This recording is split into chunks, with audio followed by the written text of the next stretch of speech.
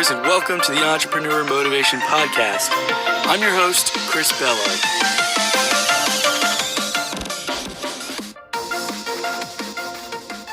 Welcome to Season 1, Episode 3, Inventing a Product. Today we're going to be talking about inventing a physical product or even a digital product. How do you start? Who can you team up with to progress without breaking the bank? How do you protect yourself and your idea? So let's say you watch a lot of shows like Shark Tank like I do, and you've got $1 million idea in your head. Where do you start? Can you even share your idea, or is somebody going to steal it?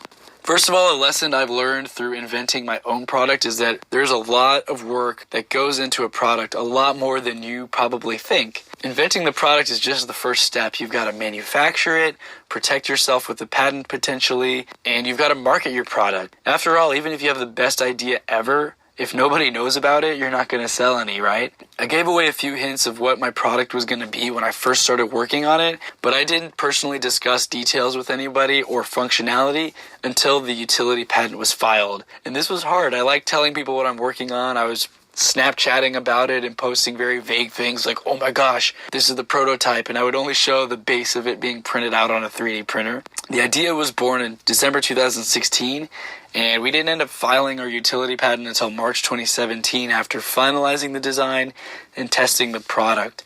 Only then did I finally start posting about it and sharing exactly what it is and how it works.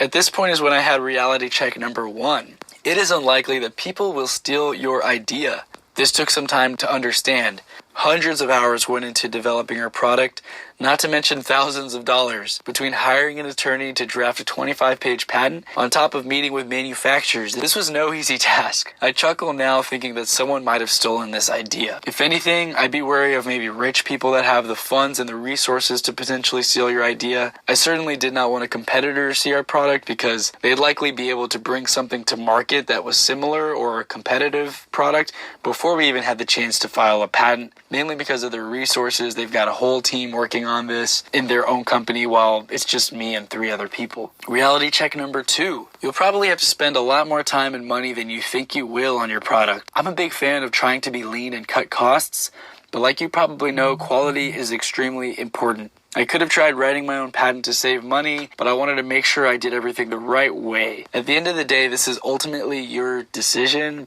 I knew we had a great idea, and for that reason, I decided it was best to get an attorney and make sure that it's really a seal-tight patent. When you're coming up with your idea, whether it be a physical product or a digital product, I suggest to start off by sketching your idea on paper. Draw several versions and detail everything that you want your product to do. Try using a program like Balsamiq, and I'll link that in the description in the notes if you're trying to do a mock-up of an app. And there's a free trial where you can get a lot done by the time it expires and export it to PDF. And you can have screenshots of your phone screen basically with buttons on them and how you would want it to look, and you can even link it up in a way where if you click a button on a PDF, it'll link to another page of the PDF, so that when you click on these different buttons, it looks like you're using the app itself. It's extremely helpful. If you find it even more helpful past the free trial, you can even consider buying it for yourself or paying, I think there might be a monthly fee or a one-time fee to consider. I personally used the free trial to do a couple mock-ups when I had a few app ideas, and then ended up going the physical product route for now. Reach out to some friends once you have your ideas drawn out and the details and the functionality of how everything works.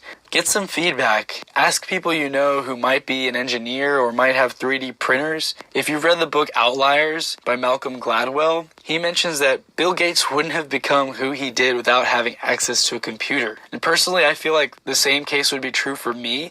I don't think I would have gotten as far as I did now if my best childhood friend and business partner didn't conveniently have a 3D printer and the engineering software know-how on how to operate it, how to design something, and how to print it out. Chances are that I probably wouldn't want to spend $2,000 plus on buying my own printer and then hours and hours of my time learning how to design things, but I also didn't really have the money to pay an engineer hourly to design something that I still didn't even fully understand the final product yet. When you're creating something from nothing, it's very difficult. I mean, we hold our 3D prototype in our hands now. We get great feedback from people. We can do demos and show how everything works. But when you're trying to print something and then test it and figure out what you need to print on the next model to address any problems, it takes a lot of time. I believe for the cap of my own product, it took 36 plus revisions. And maybe that's because we're not engineers, but we spent like $50 of plastic to get to the final product. Whereas you probably have to pay engineers $200 an hour to design something for you. So it's give or take. I mean, do you want to pay hundreds and thousands of dollars to get the perfect design in a week? Or do you want to spend hundreds of hours in several weeks and months getting it right, working, grinding, bootstrapping, trying to get all that done on your own dime? It's up to you, and it depends on where you are. Most startups and most people bootstrap, but if you're already got a good job and you've got a lot of money coming in and you don't have time to do those things on your own, that's where I suggest you might want to outsource it and contract people or hire people to do that work for you. Try to get your prototype as close to the final product as possible. If you don't have access to engineering friends or 3D printers, use something as basic as Play-Doh with different colors and build what you want just to picture it better. I know somebody who was creating a new kind of shaving razor, and his real prototype was thousands of dollars or maybe hundreds of dollars to 3D print. He had a Play-Doh prototype with different colors, for the razor and the handle, just to get that initial idea of how he wants the color scheme to look, how he wants the layout to be, maybe even what size he wants the product to be. And he can take pictures of it, take the physical Play-Doh to a manufacturer and say, this is how I want it to look. As silly as it sounds, getting Play-Doh, if you're a grown person and you haven't played with Play-Doh in 10 or 20 years, just go to the store, buy some Play-Doh, order some on Amazon, whatever you need to do, and try it out for yourself. This helps you visualize it. I'm personally not good at drawing. You might be great at it. If so, then that's awesome. But getting something that's three-dimensional is totally different, and it feels amazing to be able to hold something, feel it in your hand, turn it around in every direction, and see it from different angles, whereas drawing it on a paper is a totally different experience in terms of looking at it and understanding how it will work. And then consider protecting your idea if you have the funds and you really think it's something unique and patentable. If you're selling something private label, for example, and that's just when you're buying something that is already for sale online, like maybe phone cases or extension cords, you usually start buying something wholesale and then you just start selling it under your own brand online. That's not really proprietary. You probably don't need to spend all the time and money protecting it with a patent. And I'm actually dabbling in selling phone cases. I haven't ordered a big enough amount to put my own logo on it yet, but basic phone cases are an example of something you probably don't need to protect yourself on. It's not very unique. Everyone sells it. There's just different designs and slightly different functionalities if you have like a leather wallet case versus a hard case. But for something like a product that you're creating from the ground up and that is different from anything out there, you're going to want to probably consider protecting yourself. After you've got your product, and if you're waiting to manufacture, if you've got a physical product, you can start all the other good stuff like creating Facebook pages, a good website. Use websites like WordPress.com or Weebly.com to build a free website.